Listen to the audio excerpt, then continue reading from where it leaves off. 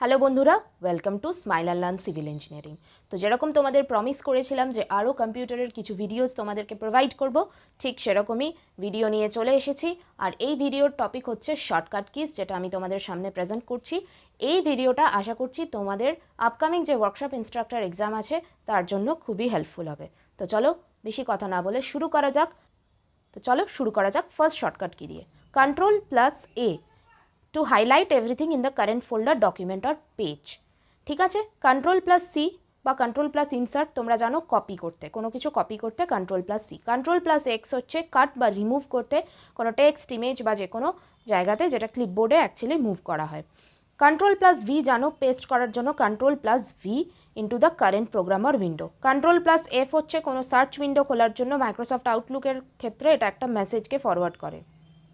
Ctrl+S to save an document, জানো save or open an document. Ctrl+Z হচ্ছে undo করার জন্য, undo the last action. Ctrl+P হচ্ছে print করার জন্য।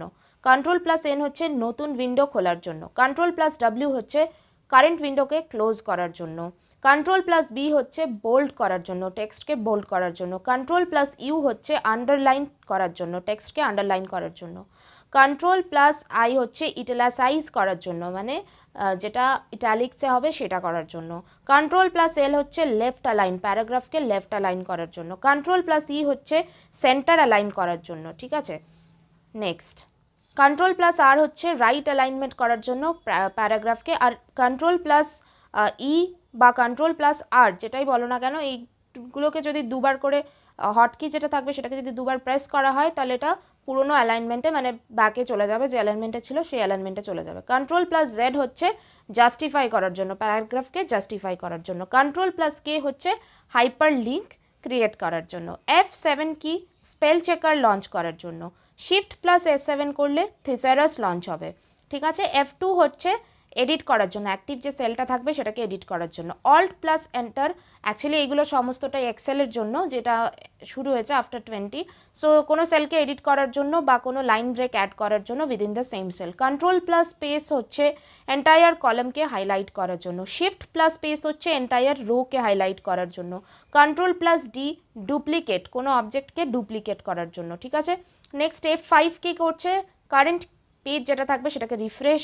Ctrl+ বা মাইনাস জুম ইন বা জুম আউট করার জন্য। Ctrl+Tab হচ্ছে switch between tabs. Ctrl+Shift+T open the last ট্যাবের জন্য, লাস্ট যে ট্যাবটা হয়েছিল সেটা বন্ধ করেছিল সেটা। Ctrl+D হচ্ছে কারেন্ট সাইটকে বুকমার্ক করার জন্য। Alt+Tab হচ্ছে ওপেন অ্যাপ্লিকেশনের মধ্যে সুইচ করার জন্য। উইন্ডোজ কি এর সাথে ডি প্রেস করলে শো বা ডেস্কটপ হাইড হবে।